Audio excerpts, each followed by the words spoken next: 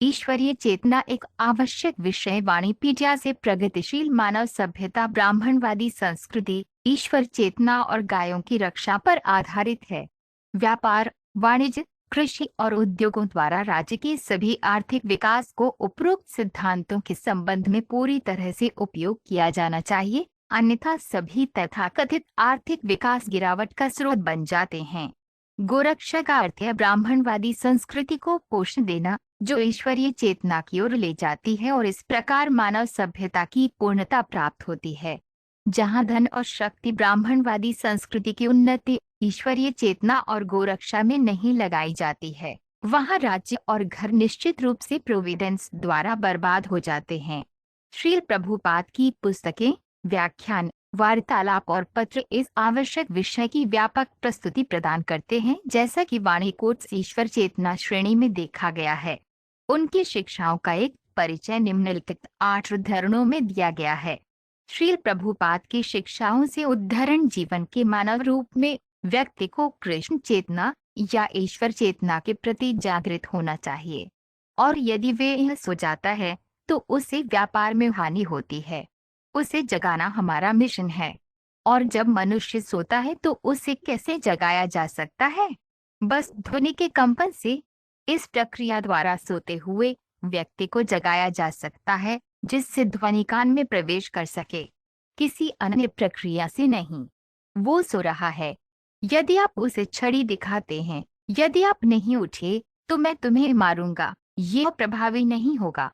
वार्तालाप 13 जुलाई 1973, लंदन। यदि आप स्वयं को सदैव कृष्ण भावनामृत या भगवत भावनामृत में रखते हैं तो आप शुद्ध हैं। इसलिए हम अपने छात्रों को सलाह देते हैं, हरे कृष्ण का जाप करें। जैसे ही आप इस ध्वनि का उच्चारण करते हैं, कृष्ण, तुरंत आप कृष्ण के संपर्क में होते हैं। इसलिए तुम अपने को पवित्र रखो। क्या स्पष्ट है? हाँ। इसलिए बिना किसी विचलन के अपने आप को कृष्ण भावनामृत में रखने का प्रयास करें।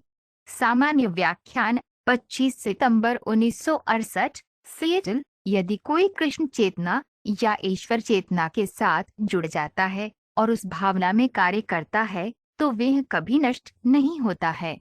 कृष्ण भावना भावित गतिविधियों का प्रभाव कभी नष्ट नहीं होगा। यही इस श्लोक का तात्पर्य है। जैसे मैं अपने वर्तमान शरीर में बहुत बड़े पैमाने पर व्यवसाय कर रहा हूँ, मैं कमा रहा हूँ। ठीक आपके देश में रॉकफेलर, फोर्ड की तरह हमारे देश में भी बिरला, कई बड़े उद्योगपति पैसा कमा रहे हैं, पैसा जमा कर रहे हैं।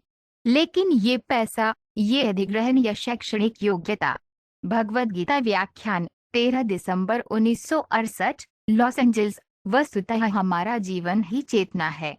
यदि आपकी पूर्ण चेतना केवल ईश्वर के लिए है तो आप सदैव ईश्वर भक्त बने रहेंगे। इसके बारे में कोई संदेह नहीं है। यदि आप विभाजन करते हैं, सांसारिक के लिए इतना और ईश्वरीय के लिए इतना, तो अंतर है। परंतु यदि तुम सब कुछ प्रभु की सेवा में लगा देते हो तो तुम जो कुछ भी करते हो वह ईश्वरीय है। वार्तालाप 11 जुलाई 1973, लंदन। अज्ञानी और आस्थाहीन व्यक्ति जो प्रकट शास्त्रों पर संदेह करते हैं, उन्हें ईश्वर चेतना प्राप्त नहीं होती है, वे नीचे गिर जाते हैं। संशयशील आत्मा के लिए न तो इस लोक में और न ही परलोक में सुख है। कई मानक और आधिकारिक प्रकट ग्रंथों में से भगवत गीता सर्वश्रेष्ठ है। जो लोग लगभग जानवरों की तरह हैं, उन्हें मानक प्रकट धर्म ग्रंथों में कोई आस्था या ज्ञान नहीं है। भगवत गीता 4.40, भौतिक सृजन का पूरा विचार जीवित इकाई की सुप्त ईश्वरीय चेतना को पुनर्जीवित करना है।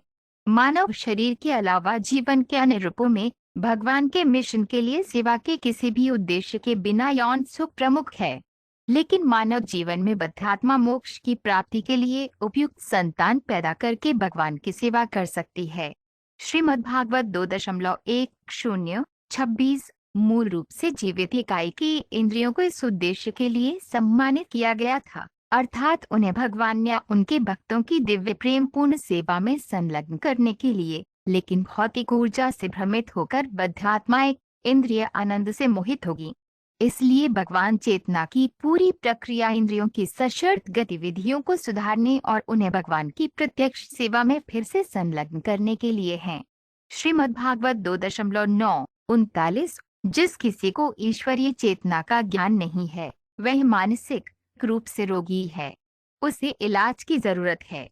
संपूर्ण मानव समाज, विशेषकर वर्तमान समय में, उन्होंने ईश्वरीय चेतना को त्याग दिया है। उन्हें कोई दिलचस्पी नहीं है। यही उनकी बीमारी है और हर किसी को इलाज की जरूरत होती है। वार्तालाप 12 मई 1975।